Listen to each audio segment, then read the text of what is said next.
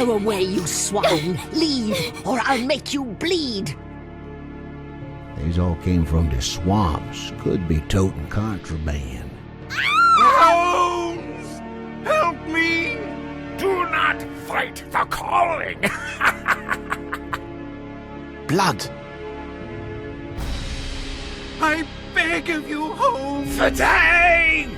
Relieve your blood! Oh, no. No, it can't be. It can't end like this.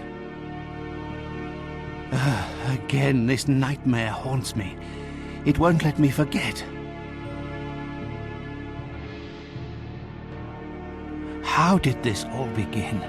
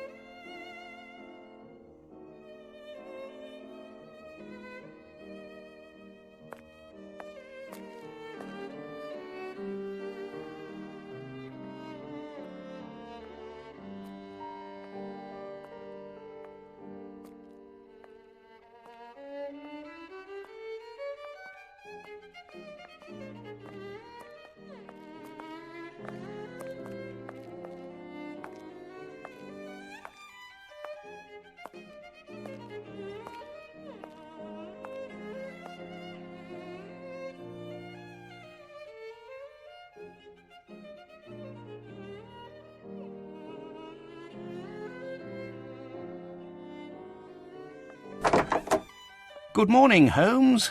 Looks like a typical London day. Fog in the morning, fog in the afternoon. Ha! And here's a surprise. Fog in the evening. Good morning, Watson. Can you imagine? I have been at it since 5 a.m, and I scarcely think my list of patients for the day has even been touched. What is more insufferable, I haven't even had a moment with the morning paper. They say the minister will assuredly... Holmes! Whatever is the matter? You haven't heard a word I have said. It is the tedium, my dear Watson. Life is ordinary. The papers are lifeless. Any hint of audacity, and dare I say romance, has vanished from the criminal world. Holmes, it is only temporary.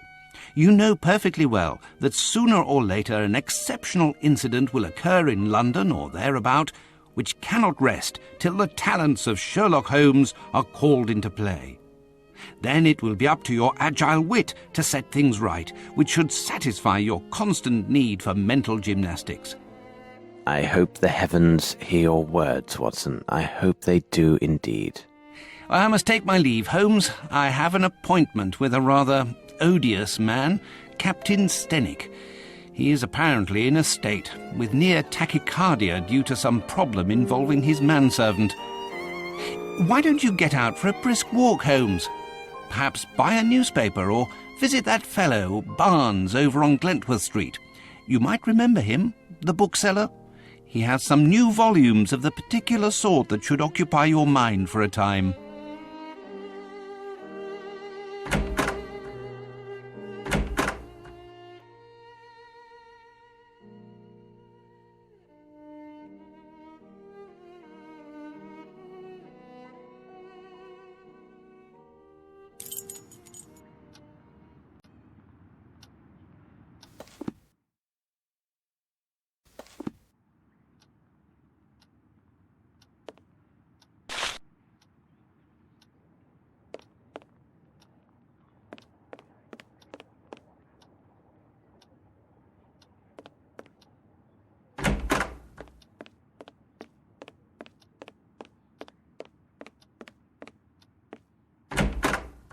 The Strand! The Strand! By the Strand!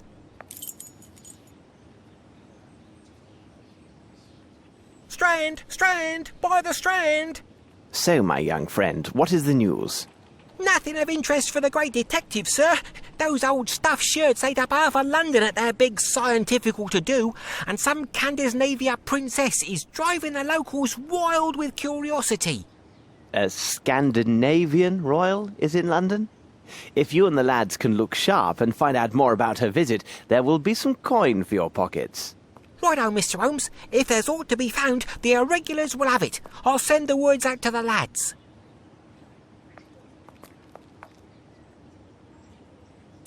It is necessary to keep my informants in fighting form.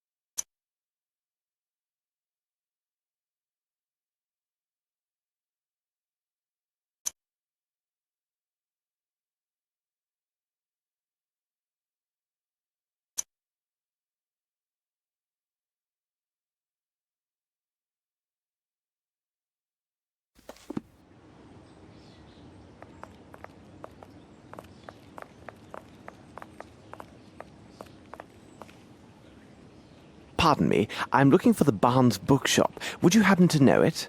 I know the place, know it well, Mr. Holmes. The bookshop is on Glentworth Street. Take your first right and then the next left, and you'll find it straight away.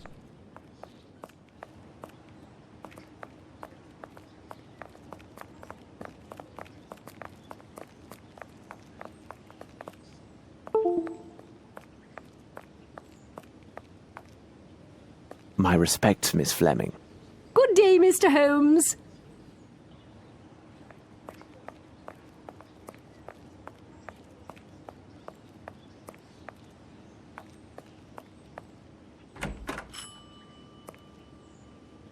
Good morning, Mr. Holmes. How are you? I have some new novels that should interest you. A nice illustrated volume on fish and a collection of legends on piracy. They must be here somewhere.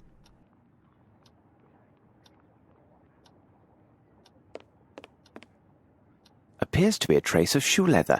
Did somebody fall here?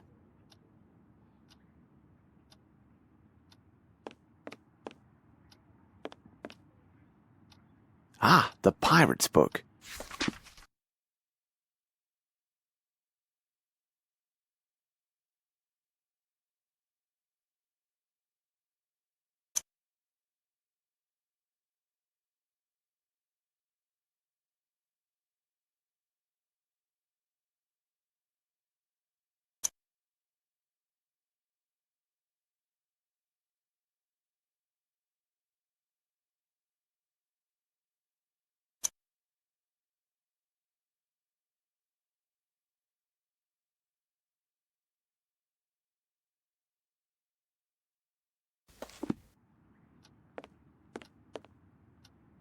A book about sea fauna.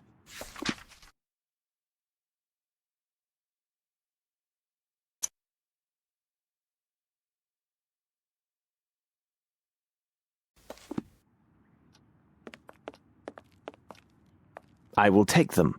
Thank you, and goodbye, Mr. Holmes.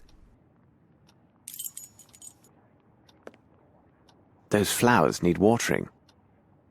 By the way, Barnes, before some misfortune befalls you, I am quite certain Miss Fleming, the flowers saleswoman, would prefer chocolates to a fractured bone. But how could you know that?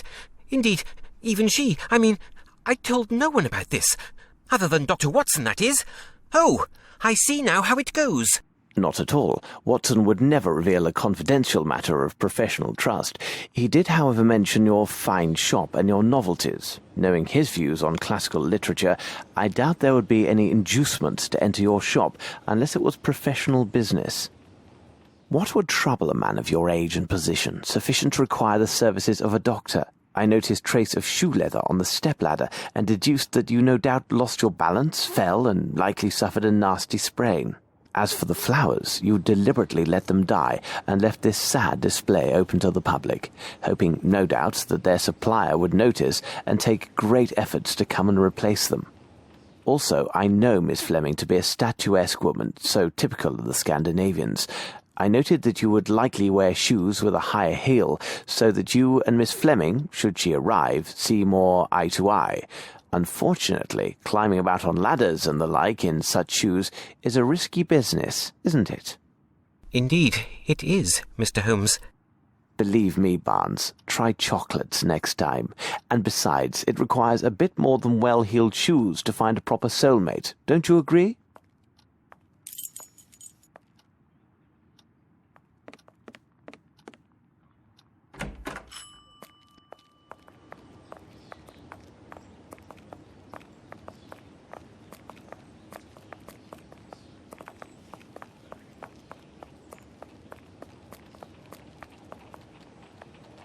Holmes! Here!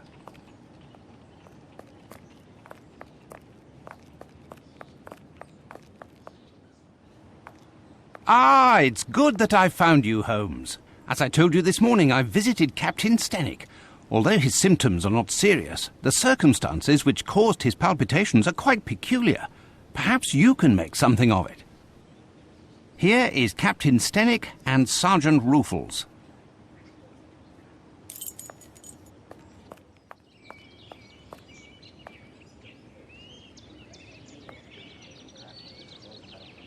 Captain, I understand from Watson you are quite upset.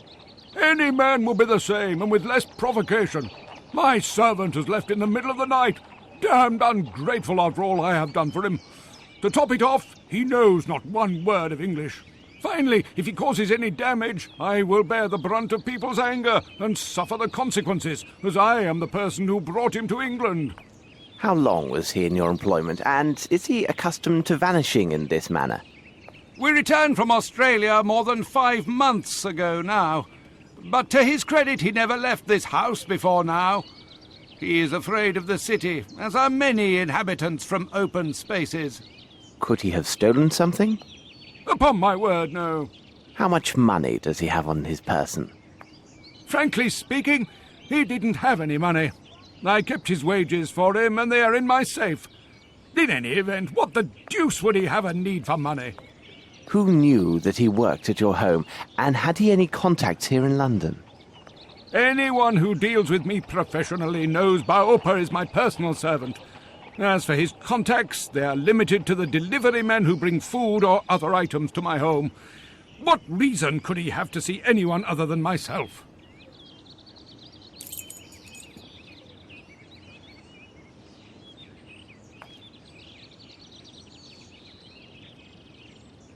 Now then, Sergeant, what is it about, and what elements of the crime do you have documented? Referring to the official report, the following particulars were taken down. A young Maori responding to the name Baopa was reported missing by his employer, Mr. Stenwick. No one in the surrounding area saw or heard anything relevant to this incident. In truth, we rarely concern ourselves with cases such as this, but the lad speaks not a single word of English, and according to his employer, has considerable strength. Considering the wild customs of his native land, who knows what damage he could cause? You must know, Mr. Holmes, there have been a few similar cases reported recently. The facts are much the same. Immigrants from the poor districts have been reported missing by their families. We expect that some low-class brothel has opened its doors to the local exotics, and Mr. Holmes, you can imagine how word would spread. Mark my words, with his unique looks and speech, we'll find this boy in no time. I imagine he'll have nothing worse to show than empty pockets and a delighted air. That is a possibility, to be sure. However, I would be most grateful if you could ask your superiors to send me the reports about those similar cases. I rely on you, Ruffles. Watson, continue your search here. I must follow another lead. Suit yourself, Mr. Holmes, but it seems to me you're just wasting valuable time. Trust the instincts of a seasoned policeman. In my professional view of the case, this lad went on a spree and will pop up wiser if poorer in pocket.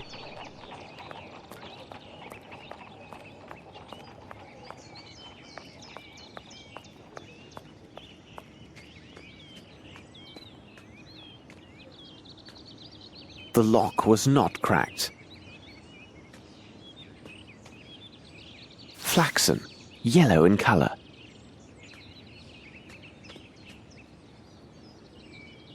What a peculiar drawing.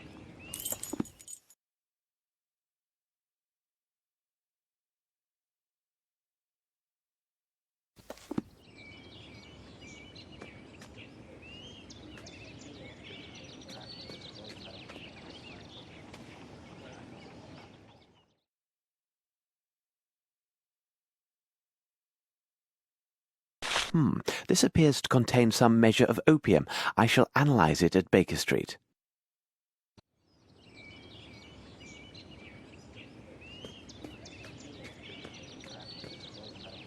Footsteps.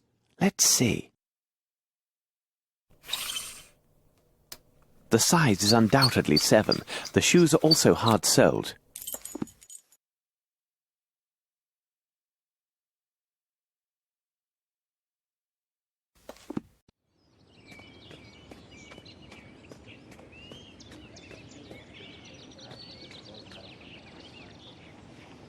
Footsteps. Let's see. The size is undoubtedly 7. The shoes are also hard-soled. How strange. This appears to be a fish scale. I shall have to examine this more thoroughly under the microscope. The right shoe is missing a nail.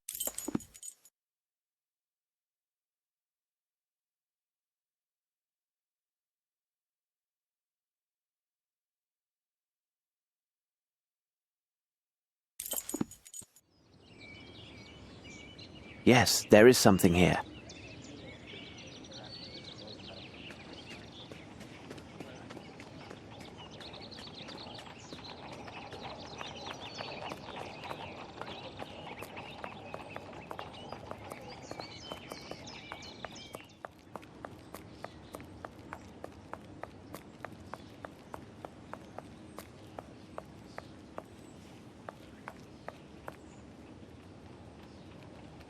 Yes, there is something here.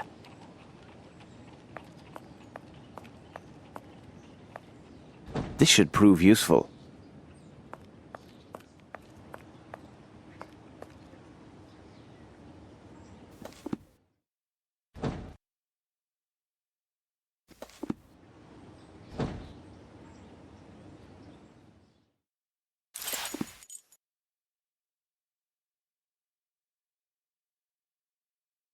Fibres. Why are they here?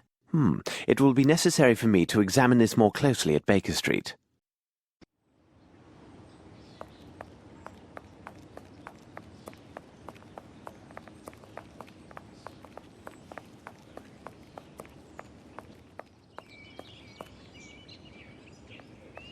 Come, Watson, we must return to Baker Street. What do you make of this, Mr. Holmes? Mr. Stenwick, I wish my news were your servant simply left your employment voluntarily for the service of a more honest man. Unfortunately, I don't have that pleasure. In truth, the news is grim indeed. Your servant was seen in the company of 2 men yesterday. One of the 2 is a man of moderate size, very robust, and a mature age. His profession, which will be the key element in our investigation of this affair, will be determined by me within few hours. The other is a young Hindi who is tall and only recently arrived in England. There is a darker side to these events. Your man was not with them by choice. Rather, the evidence shows he was kidnapped. At this moment, the reasons behind this villainous act are unknown, but rest assured, the truth will not elude me for long. Gentlemen, I wish you a good day. Come, Watson, we must hurry. There's a great deal to do and little enough time to spare. Holmes, I must protest. You did not spare my client, Captain Stenwick. This seems unusually harsh. That may be, Watson, but now what matters more is to know the reasons behind the kidnapping of this young aboriginal yesterday evening in central London, and more importantly, what has become of him. I must concentrate on a small experiment I will run to test my theories. Please go to the poor lovelorn Barnes and ask him if he has something on the Maori nation and its traditions. Also, if you should happen to see the newsboy outside, find out what he knows, and if it has value, give him a coin. And for God's sake, don't be a miser, Watson. A miser? You cost me one of my patients, and you question my level of generosity with your informers? Oh, really, Holmes, sometimes you go too far.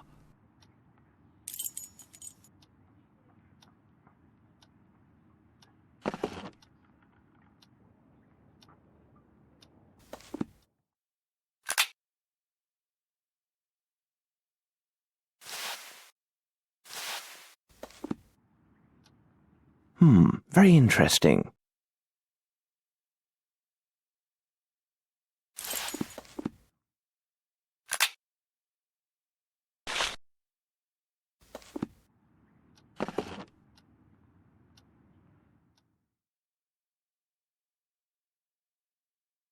According to this monograph, the fish scale appears to be from a perch, a saltwater fish with high commercial and culinary value.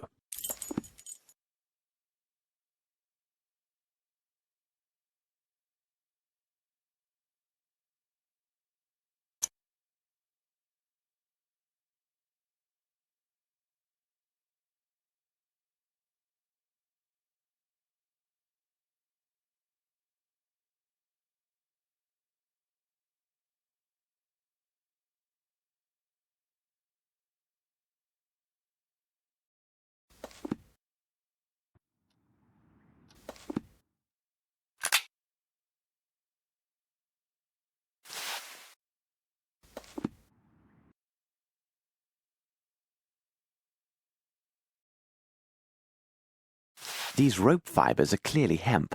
Now, about the origin of these stains.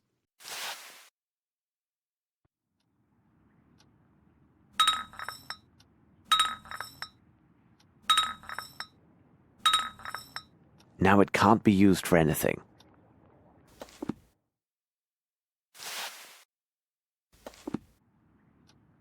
Let's see if I can obtain a reaction with the help of my chemicals and apparatus.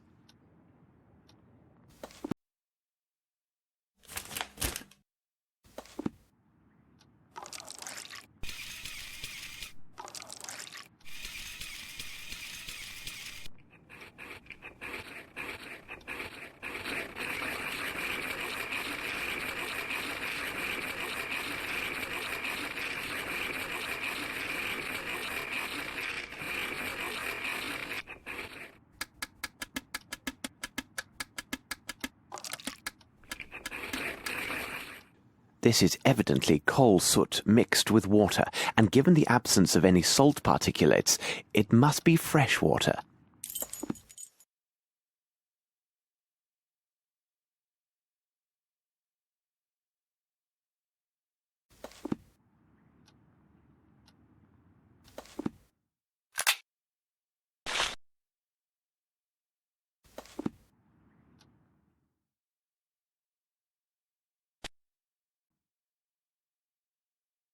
The meatball ignited but failed to burn completely. There are, without a doubt, mustard seeds present, probably in exotic form. What could be the other components, I wonder?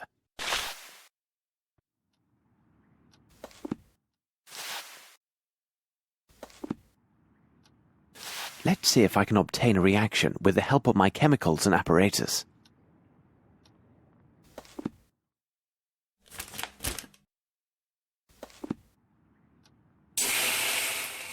Perhaps if I apply heat?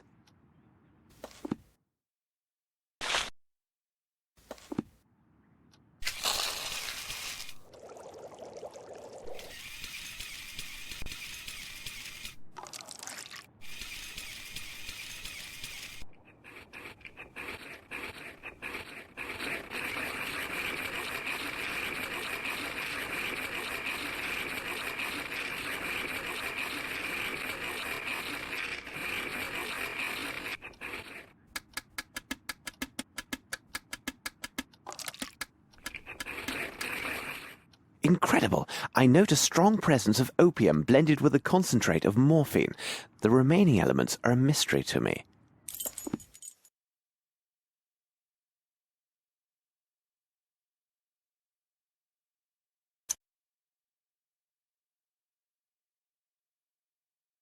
I should look from the window and see where Watson is.